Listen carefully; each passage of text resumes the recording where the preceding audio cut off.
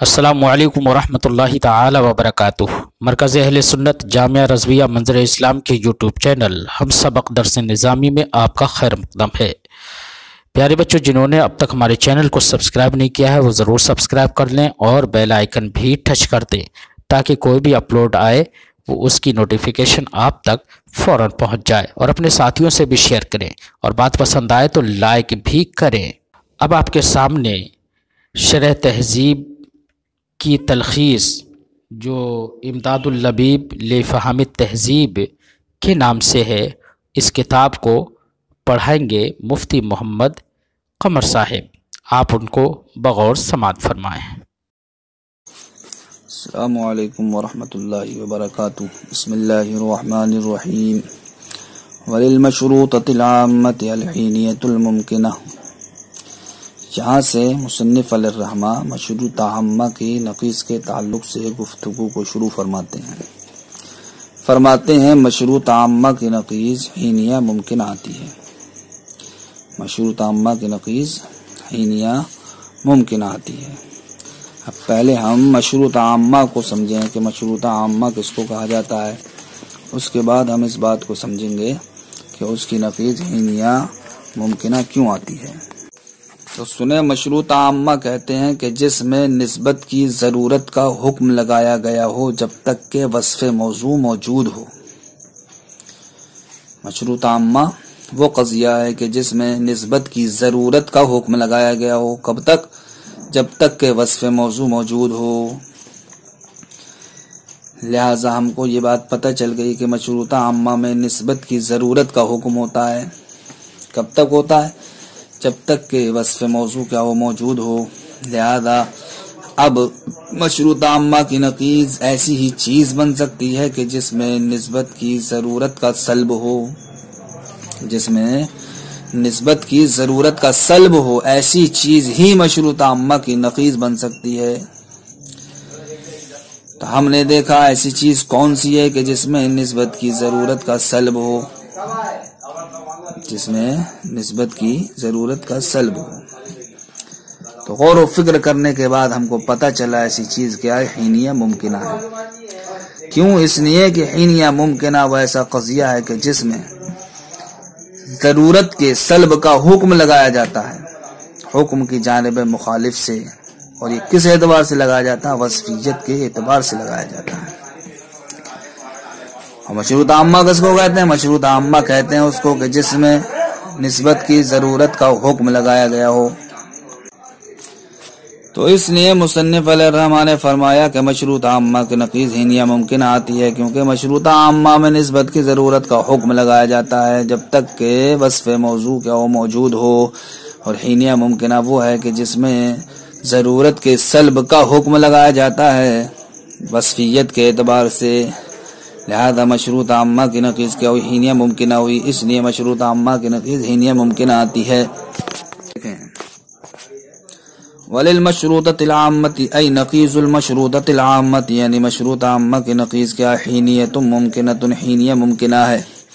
وَهِيَ الَّتِي حُكِمَ فِيهَا بِسَلْبِ الضَّرُورَةِ، حینیہ ممکنہ کہتے ہیں وہ ایسا قضیہ ہے کہ جس میں ضرورت کے سلب کا حکم لگایا گیا ہو بحسب الوصف، وصفیت کے اعتبار سے، عن الجانب المخالف للحکم، حکم کی جانب مخالف سے۔ وَنِسْبَتُهَا إِلَى الْمَشْرُوطَةِ الْعَامَّةِ، اور اس کی نسبت مشروطہ عامہ کی جانب، یعنی حینیہ ممکنہ کی نسبت مشروطہ عامہ کی جانب ایسے ہی ہے جیسے کہ ممکنہ عامہ کی نسبت ہے ضرورت ذاتیہ کی جانب۔ ما قبل میں آپ نے قضیہ ضروریہ کی نقیض ممکنہ عامہ ملاحظہ کی تھی، تو جس طریقے سے ممکنہ عامہ کی نسبت ضروریہ کی جانب تھی، اسی طریقے سے یہاں پر حینیہ ممکنہ کی نسبت مشروطہ عامہ کی جانب ہے، یعنی کہ جو حال ممکنہ عامہ کا تھا قضیہ ضروریہ کے مقابل، یعنی کہ وہ نقیض تھی، اسی طریقے سے حینیہ ممکنہ کا بھی حال ہے مشروطہ عامہ کے مقابل کہ حینیہ ممکنہ یہ مشروطہ عامہ کی کیا ہے؟ نقیض ہے۔ فَكَمَا أَنَّ الضَّرُورَةَ الذَّاتِيَّةَ، تو جس طریقے سے ضرورت ذاتی امکان ذاتی کے منافی ہے، اسی طریقے سے ضرورت وصفی تنافی الامکان الوصفی، امکان وصفی کے منافی ہے۔ یعنی کہ قضیہ ضروریہ میں نسبت کی ضرورت کا حکم لگایا گیا تھا، لہذا اس کا مقابل کس کو بنایا؟ امکان ذاتی کو۔ اسی طریقے سے مشروطہ عامہ میں کیا ہوتا ہے؟ نسبت کی ضرورت کا حکم ہوتا ہے، لہذا اس کا مقابل کس کو بنا دیا؟ حینیہ ممکنہ کو، کہ اس میں ضرورت کے سلب کا حکم ہوتا ہے۔ اب اس کی مثال پیش فرماتے ہیں، ہمارا قول بالضرورت کل متکلم متحرک اللسان ما دام متکلما، ضروری طور پر ہر متکلم زبان کو حرکت دینے والا ہے جب تک کہ وہ متکلم ہے۔ تو یہ کیا ہے؟ مشروطہ عامہ ہے، اس لیے کہ اس میں نسبت کی ضرورت کا حکم لگایا گیا وصف موضوع کے موجود ہونے کے ساتھ۔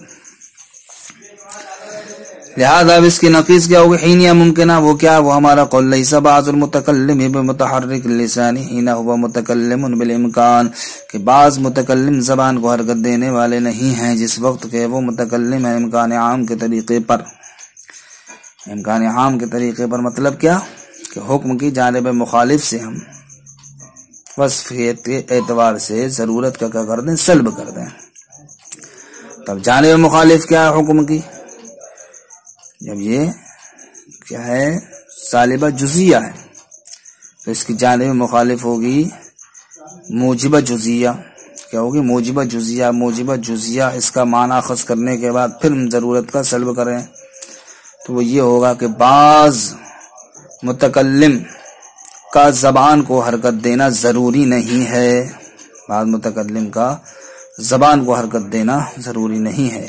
تو اب یہ دیکھیے ما قبل والے حکم کے کیا ہو گیا؟ مناقض و مخالف ہو گیا، اس لیے مشروط عامہ کی نقیض کیا آتی ہے؟ حینیہ ممکنہ آتی ہے۔ فرماتے ہیں وللعرفیۃ العامۃ الحینیۃ المطلقہ، عرفیہ عامہ کی نقیض کیا آتی ہے؟ حینیہ مطلقہ آتی ہے۔ عرفیہ عامہ کی نقیض حینیہ مطلقہ آتی ہے۔ کیوں آتی ہے؟ اس کو ملاحظہ کرنے کے لیے عرفیہ عامہ کو ہم اولاً ذہن نشین کریں کہ عرفیہ عامہ کہتے کس کو ہیں؟ تو عرفیہ عامہ کہتے ہیں کہ جس میں نسبت کے دوام کا حکم لگایا گیا ہو جب تک کہ وصف موضوع موجود ہو۔ تو عرفیہ عامہ وہ قضیہ ہے کہ جس میں نسبت کے دوام کا حکم لگایا گیا ہو جب تک کہ وصف موضوع موجود ہو۔ تو عرفیہ عامہ میں دیکھیے نسبت کا دوام ہے وصف موضوع کی قید کے ساتھ، لہذا اب اس کے مناقض، اس کے مخالف ایسا ہی قضیہ ہوگا کہ جہاں پر نسبت کا دوام نہ ہو، جہاں پر نسبت کا دوام نہ ہو۔ تو ہم نے دیکھا ایسا قضیہ کون سا ہے؟ تو وہ ہے حینیہ مطلقہ۔ کیوں؟ اس لیے کہ حینیہ مطلقہ وہ قضیہ ہے کہ جس میں نسبت کی فعلیت کا حکم لگایا جاتا ہے وصف موضوع کے بعض اوقات میں، وصف موضوع کے بعض اوقات میں، اور نسبت کی فعلیت یہ مناقض ہے، مخالف ہے اس نسبت کے کہ جہاں پر نسبت کا کیا ہو؟ دوام ہو۔ اس لیے دوام کا تقاضا یہ ہے کہ وہ ہر زمانے میں ہو، لیکن فعلیت کا تقاضا یہ ہے کہ ایک زمانے میں ہو اور دو زمانوں میں نہ ہو۔ اس لیے مصنف علیہ الرحمٰن نے بیان فرمایا کہ عرفیہ عامہ کی نقیض حینیہ مطلقہ آتی ہے، کیونکہ عرفیہ عامہ میں نسبت کا دوام ہوتا ہے وصف موضوع کی قید کے ساتھ، اسی لیے اس کی نقیض اب ایسی چیز بنے گی کہ جہاں پر نسبت کا دوام نہ ہو، اور نسبت کا دوام نہ ہونا یہ نسبت کا بالفعل ہونا ہے، یا نسبت کا کسی ایک وقت میں ہونا ہے، یہ ایک وقت میں ہونا یہ دوام کے کیا مناقض و مخالف ہے، لہذا حینیہ مطلقہ یہ عرفیہ عامہ کی نقیض ٹھہری۔ فرماتے نقیض العرفیۃ العامۃ، عرفیہ عامہ کی نقیض کیا؟ حینیہ مطلقہ ہے۔ وہی التی حکم فیہا، حینیہ مطلقہ وہ قضیہ ہے کہ جس میں نسبت کی فعلیت کا حکم لگایا گیا ہو فی بعض اوقات وصف الموضوع، وصف موضوع کے بعض اوقات میں۔ فرماتے ونسبتها الی العرفیۃ العامۃ، اس حینیہ مطلقہ کی نسبت عرفیہ عامہ کی جانب ایسے ہی ہے جیسے کہ مطلقہ عامہ کی نسبت ہے دائمہ کی جانب، یعنی کہ جس طریقے سے ما قبل میں آپ نے یہ ملاحظہ کیا کہ دائمہ کی نقیض کیا آتی ہے؟ مطلقہ عامہ آتی ہے، تو جو نسبت مطلقہ عامہ کی دائمہ کی جانب ہے، کیونکہ دائمہ میں کیا ہوتا ہے؟ دوام ہوتا ہے، اور مطلقہ عامہ میں وہ نسبت کسی ایک زمانے میں ثابت ہوتی ہے، اس لیے وہ مناقض ہوئی دائمہ کی۔ ٹھیک اسی طریقے سے حینیہ مطلقہ کی نسبت عرفی عامہ کی طرف نسبت کرتے ہوئے کہ عرفی عامہ میں بھی دوام ہوتا ہے نسبت کا، اور حینیہ مطلقہ میں اس نسبت کا دوام نہیں ہوتا، بلکہ وہ نسبت کسی ایک زمانے میں ہوتی ہے۔ لہٰذا اسی لیے مصنف علیہ الرشارہ نے بیان فرمایا کہ عرفی عامہ کی جانب اس کی نسبت ایسے ہی ہے جیسے کہ مطلقہ عامہ کی نسبت دائمہ کی جانب ہے۔ فَكَمَا أَنَّ الدَّوَامَ، تو جس طریقے سے دوام ذاتی یہ منافی ہے اطلاق ذاتی کے، اسی طریقے سے دوام وصفی یہ اطلاق وصفی کے منافی ہوگا۔ تو جس طریقے سے وہاں پر دوام ذاتی یہ اطلاق ذاتی کے منافی تھا، کہاں؟ مشروطہ مطلقہ عامہ اور دائمہ میں، کہاں؟ مشروطہ مطلقہ عامہ اور دائمہ میں، یعنی دائمہ اور مطلقہ عامہ میں، کہ دائمہ میں دوام ذاتی تھا، دائمہ میں دوام ذاتی تھا، اس لیے دوام ذاتی کے منافی اطلاق ذاتی ہوا۔ تو یہاں پر عرفی عامہ میں دوام وصفی ہے، تو اب اس دوام وصفی کے منافی اطلاق وصفی ہوگا۔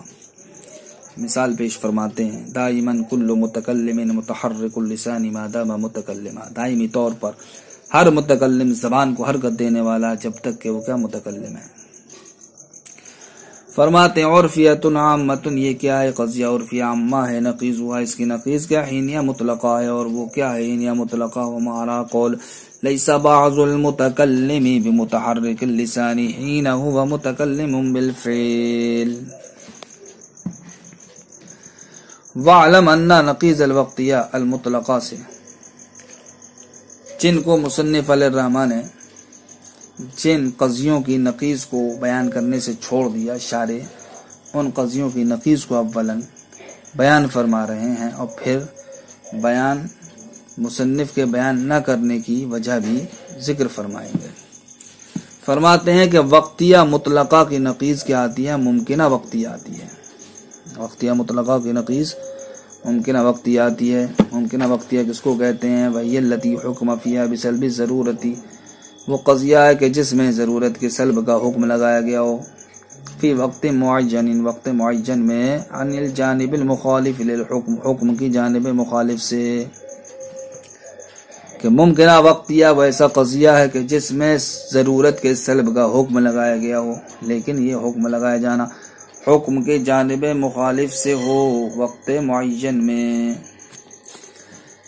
کیوں؟ اس لیے کہ لأن الضرورت بحسب الوقت المعین، اس لیے کہ ضرورت وقت معین کے اعتبار سے تنافی، یہ منافی ہے سلبہا، اس ضرورت کے سلب کے، بحسب ذالک الوقت، اس وقت کے اعتبار سے، کیونکہ وقتیہ مطلقہ میں کیا ہوتی ہے؟ ضرورت ہوتی ہے، وقتیہ مطلقہ میں ضرورت ہوتی ہے، اور ممکنہ وقتیہ میں کیا؟ اسی ضرورت کا سلب ہے، لہذا ممکنہ وقتیہ یہ وقتیہ مطلقہ کے کیا ہو گئی؟ مناقض و مخالف ہو گئی۔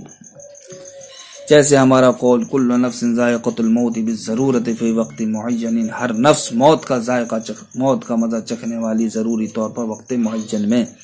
یہ کون سا قضیہ ہے؟ یہ قضیہ وقتیہ مطلقہ ہے۔ اس کی نقیض کیا آئے گی؟ ممکنہ وقتیہ آئے گی، وہ کیا ہے؟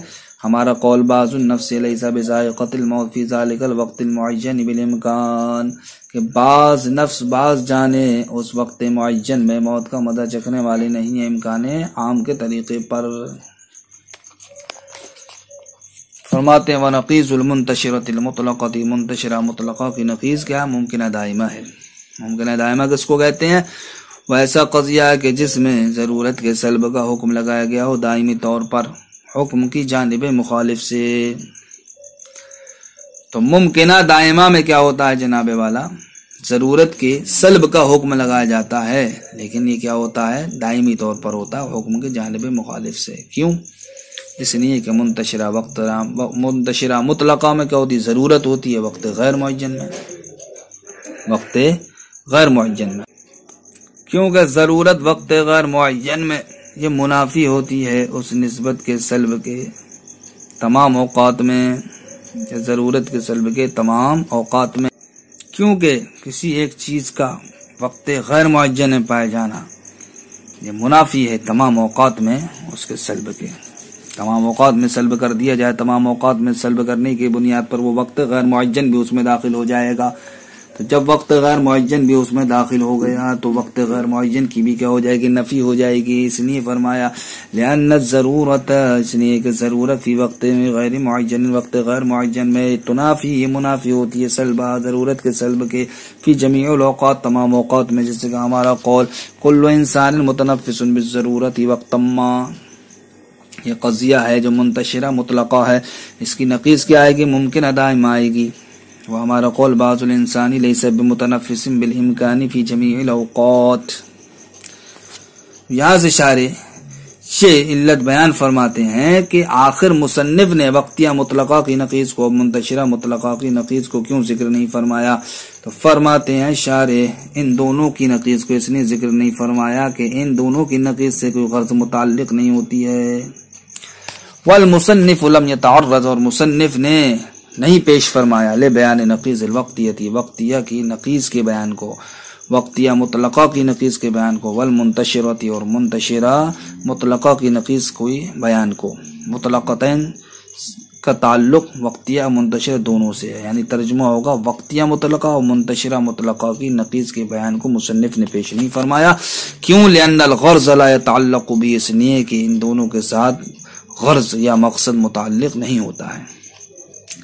ان نقیضوں کو سمجھنے کے لیے اولاً اصل قضیے کی تعریف ذہن نشین رکھنا ہوگی. جب وہ تعریف ذہن نشین ہوگی تب ہم اس قضیے کی نقیض کو جان سکتے ہیں. السلام علیکم ورحمۃ اللہ.